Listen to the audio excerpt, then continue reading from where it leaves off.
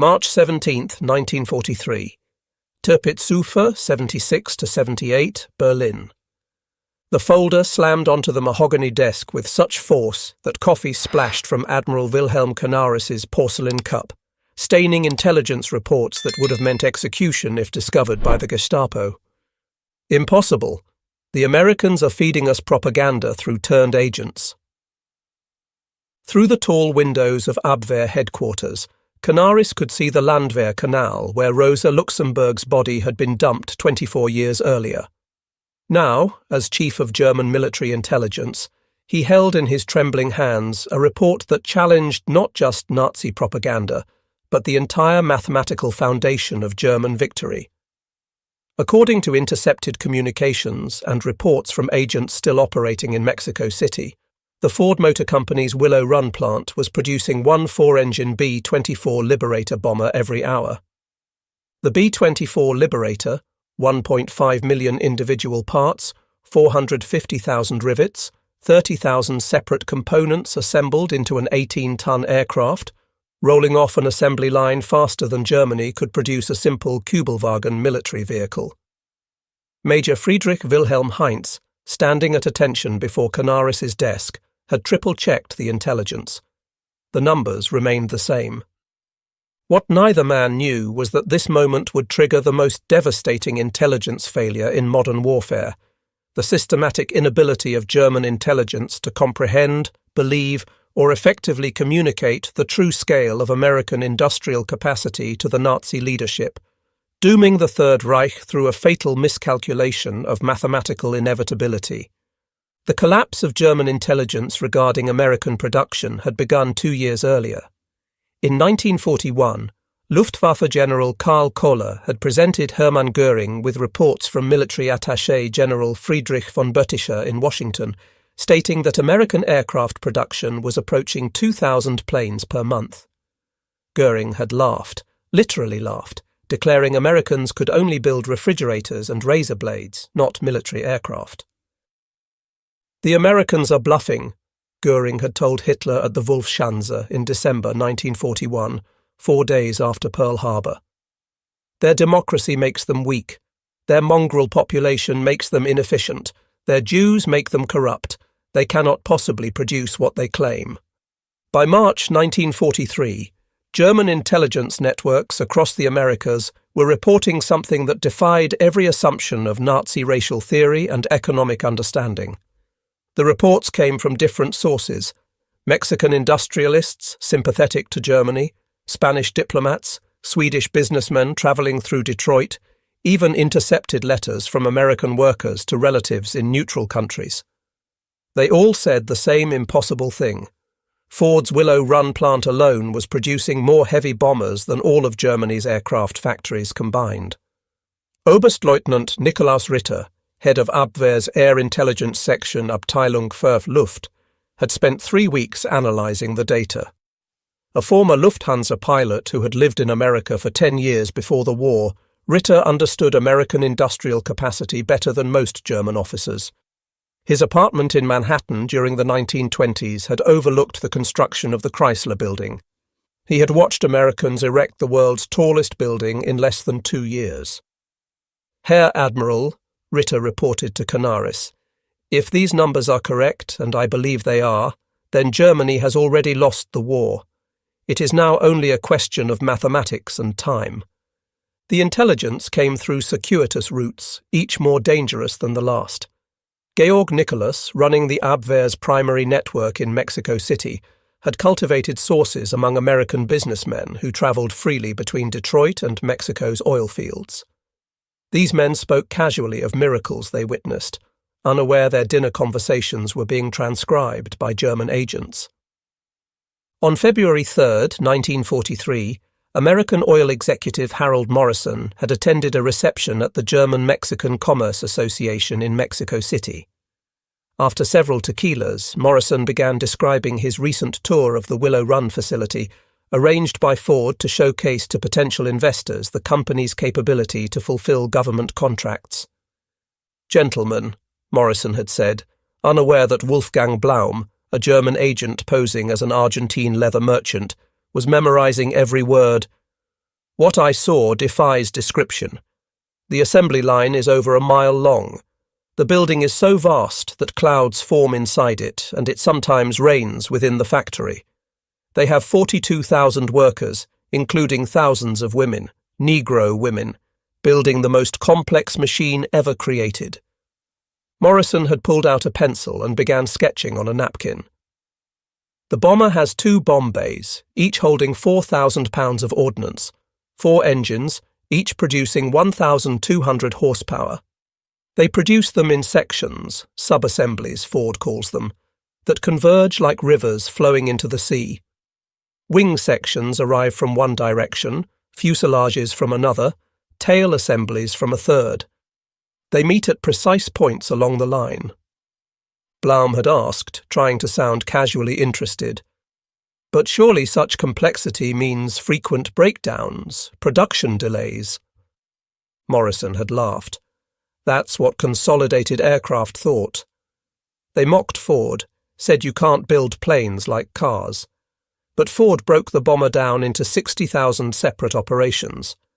Each worker performs the same task over and over. A woman who yesterday was making breakfast for her children now installs hydraulic lines in the tail section.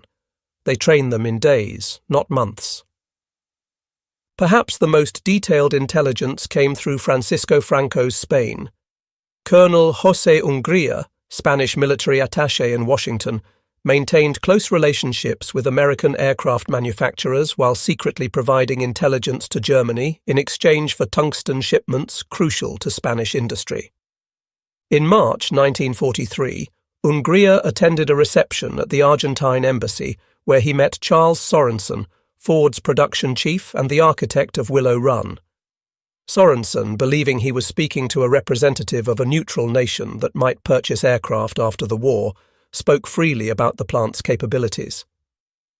"Colonel," Sorensen had said, unaware that every word would be in Berlin within 2 weeks, "when I first visited Consolidated's San Diego plant in 1940, they were building B-24s outdoors in the sunshine, each one different from the last, taking 180,000 man-hours per aircraft. I knew we could do better." Ungría had pressed for details, claiming professional interest as a military engineer. Sorensen, proud of his achievement, obliged. "I spent one night in my hotel room in San Diego sketching out the entire production flow. We would build bombers like we build cars, not by having workers swarm over a stationary aircraft, but by moving the aircraft past stationary workers. Each worker would perform specific tasks repeatedly, achieving perfection through repetition."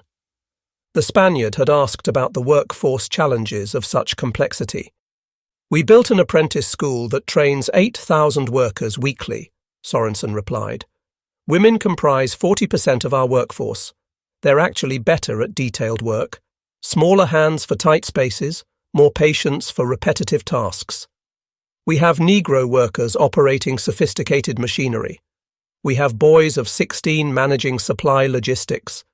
Democracy, Colonel, means utilizing all available human resources.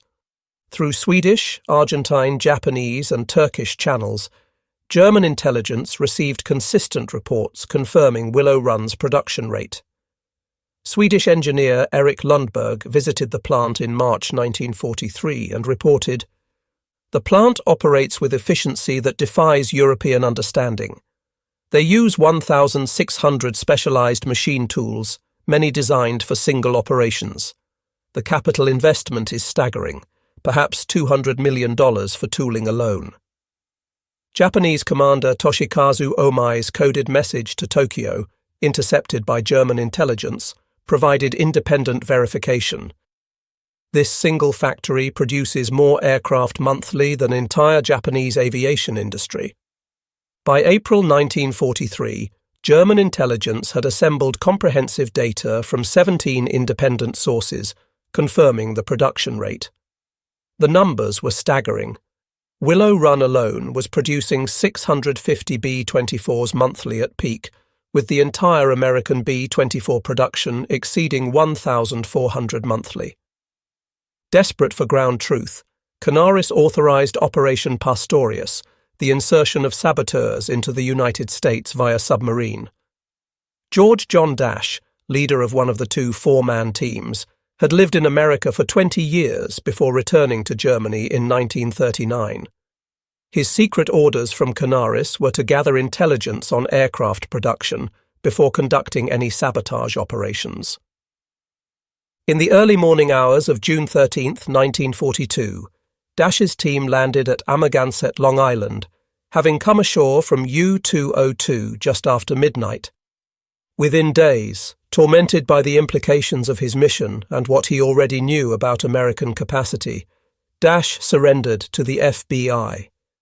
During his interrogation, Dash revealed something that stunned his American captors. Canaris himself told me that Berlin doesn't believe your production figures. They think Willow Run is propaganda. He wanted photographs, employee counts, shipping records, proof that would force Göring to accept reality. FBI Special Agent Charles Lanman asked incredulously, "They don't believe we're producing a bomber an hour?" Dash laughed bitterly. "Agent Lanman, I lived here. I've seen your automobile factories. I tried to tell them that if Ford could produce a car every minute before the war, they could certainly produce a bomber every hour during it. They accused me of being defeatist." On April 20th, 1943, Hitler's 54th birthday, Canaris personally presented the intelligence to Göring at Karin Hall, the Reichsmarschall's ostentatious hunting estate north of Berlin. The meeting would become legendary among German intelligence officers for Göring's complete rejection of reality. Canaris had brought photographs, intercepted documents, reports from dozens of sources. He spread them across Göring's massive oak table like a dealer showing cards that would lose the game. "Herr Reichsmarschall," Canaris began carefully, "we have confirmation from 17 independent sources. The Ford Willow Run plant is producing one B-24 Liberator every hour at peak production. They achieved this rate consistently since January. Göring, weighing over 280 pounds by this point in the war, picked up one of the photographs showing the assembly line stretching into the distance. "Canaris," Göring said with contempt, "do you take me for a fool? These are obviously wooden mock-ups, props for propaganda. The Americans want us to believe they can build aircraft like sausages. This Willow Run plant probably produces 50 bombers monthly at most." Canaris pulled out another document, an intercepted manifest from the Pennsylvania Railroad showing aluminum shipments. "Herr Reichsmarschall, they're consuming 16 million pounds of aluminum monthly at this one plant. That's more than our entire monthly production." Göring laughed harshly. "Then where do they get this aluminum? From their Negro workers? From their women riveters? Canaris, you've been deceived by American propaganda." A week later, Canaris was summoned to the Wolfschanze to brief Hitler personally. The meeting included Generals Jodl and Keitel and Propaganda Minister Joseph Goebbels. Hitler, studying maps of the Eastern Front where the Wehrmacht was preparing for Operation Citadel, the Battle of Kursk, listened impatiently as Canaris presented the intelligence. "Mein Führer," Canaris said, knowing he was risking his life, "if the Americans are producing 1,400 B-24s monthly, plus equal numbers of B-17, plus their fighter aircraft, plus British production, the aerial bombardment of the Reich will soon exceed our defensive capabilities." Hitler's response was characteristic. "Admiral, the Americans are capable of mass production of simple goods, automobiles, refrigerators, but a bomber is not a car. It requires precision, skill, dedication. When it took us 6 years to prepare for war, they claim to have achieved this in 16 months. It's impossible." General Jodl studied Canaris's figures and made a calculation. "Even if we accept 1/4 of these figures as accurate—" "The figures are false," Hitler interrupted. "The Americans entered the war in December 1941. Building this miraculous factory and achieving this production in such time is impossible." Unknown to Nazi leadership, Canaris had obtained film footage of Willow Run in operation through American intelligence contacts in Switzerland. The film, smuggled via Spanish diplomatic pouches, showed 5 minutes of the assembly line in full operation. Canaris and his deputy Hans Oster watched the film in a locked room in Abwehr headquarters. The camera travelled along the entire mile-long assembly line. B-24s in every stage of construction moved past at steady pace. Workers, men, women, black, white, performed tasks with mechanical precision. A clock visible in several shots confirmed the timing.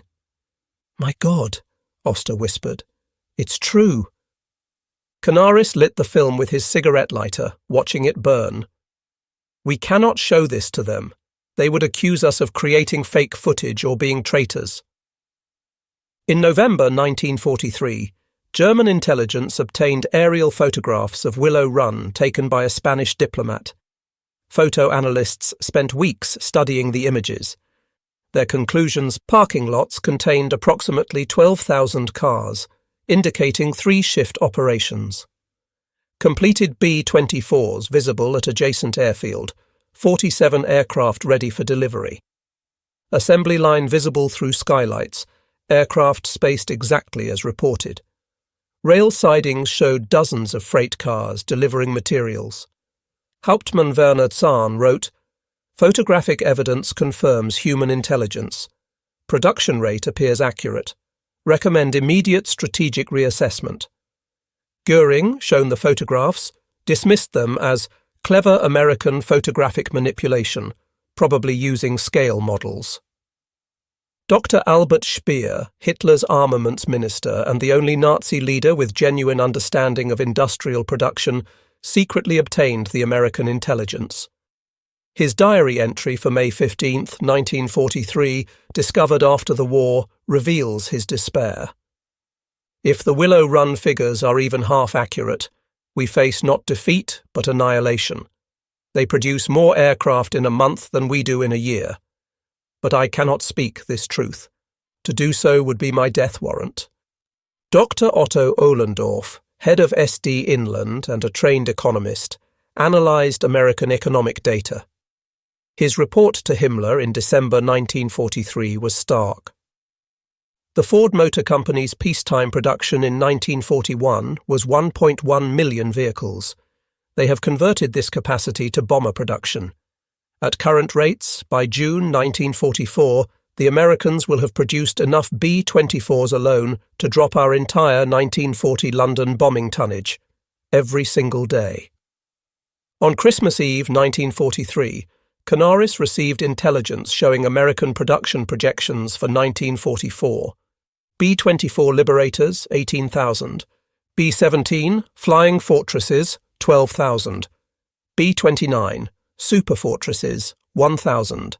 Fighter aircraft, 40,000. Total, 86,000 aircraft. Hitler's response when presented these figures: "The Americans claim they will produce more aircraft in 1944 than all nations have produced in all of history. It's absurd." By February 1944, Canaris was removed from his position, suspected of defeatism and treason. His replacement, Walter Schellenberg, was a Nazi loyalist who wouldn't dare contradict Hitler or Göring. But reality couldn't be ignored forever. On February 20th, 1944, Big Week, the American 8th Air Force launched Operation Argument, sending over 1,000 heavy bombers against German aircraft factories. In 6 days, they dropped more bomb tonnage than the Luftwaffe had dropped on Britain during the entire Blitz. Luftwaffe fighter pilot Adolf Galland told Göring, "Herr Reichsmarschall, I've counted over 800 bombers in a single formation. These planes are real, and they're dropping real bombs." On June 6, 1944, over 11,000 Allied aircraft appeared over France. The Luftwaffe could muster fewer than 300 fighters in response. Feldmarschall Hugo Sperl sent a desperate message to Berlin. "The enemy's aerial superiority is absolute. Our intelligence was correct. We were deceived not by the Americans, but by ourselves." By April 1944, Willow Run achieved its peak production rate. That month, employees in 2 9-hour shifts, working 6 days a week, produced 453 airplanes in 468 hours, a production rate equal to one finished B-24 Liberator every 63 minutes. The plant employed 42,331 workers, including 11,000 women, 26% of workforce. 3,800 African Americans, 9% of workforce. 1,200 disabled workers, 3% of workforce. This demographic breakdown would have shattered Nazi racial ideology completely. The inferior races and weaker sex were outproducing the German master race by orders of magnitude. After the war, surviving German intelligence officers revealed the full scope of the failure. Walter Schellenberg testified at Nuremberg. "We knew the truth about American production by early 1943. Every professional intelligence officer understood the numbers were accurate. But to report this truth was to risk execution for defeatism." Hans Bernd Gisevius wrote in his memoirs, "The tragedy was not that we lacked intelligence about American production, we were drowning in it. The tragedy was that our leadership refused to believe it because it contradicted their racial ideology." The German intelligence officers who tried to report the truth paid a heavy price. Admiral Wilhelm Canaris, executed April 9, 1945, at Flossenbürg concentration camp. Hans Oster, executed April 9, 1945, at Flossenbürg concentration camp. Alexis von Roen, executed October 1944 for involvement in July 20th plot. Hans Bernd Gisevius, escaped to Switzerland, survived the war. The United States Strategic Bombing Survey confirmed what German intelligence had reported. Willow Run produced 8,685 B-24s between 1942 and 1945. Peak production was 650 aircraft monthly. The hourly rate was sustained for months. Total cost per aircraft dropped from $238,000 to $137,000. Albert Speer, in post-war interrogation, was asked why Germany didn't believe the intelligence about American production. To accept that Ford could produce a bomber every hour was to accept that our entire worldview was wrong, that democracy wasn't weak but strong, that racial mixing didn't create weakness but strength, that women could do men's work. It would mean accepting that we had started a war we could never win. Who would tell Hitler that? Rose Will Monroe, the real-life inspiration for Rosie the Riveter, operated a rivet gun on the B-24 production line. She and thousands of women like her had never worked in industry before Pearl Harbor. "We knew we were building something important," Monroe said in a 1984 interview. "Every rivet we drove was going to help end the war. We worked double shifts sometimes, sleeping in the parking lot between shifts. We had brothers, husbands, sweethearts flying these planes." The failure to believe intelligence about Willow Run had catastrophic consequences. Fighter production. Germany continued producing bombers until late 1944. Resource allocation. Resources wasted on wonder weapons instead of practical defences. Strategic planning. Operations planned for facing hundreds of bombers, not thousands. Diplomatic failures. Peace overtures delayed due to not understanding certain defeat.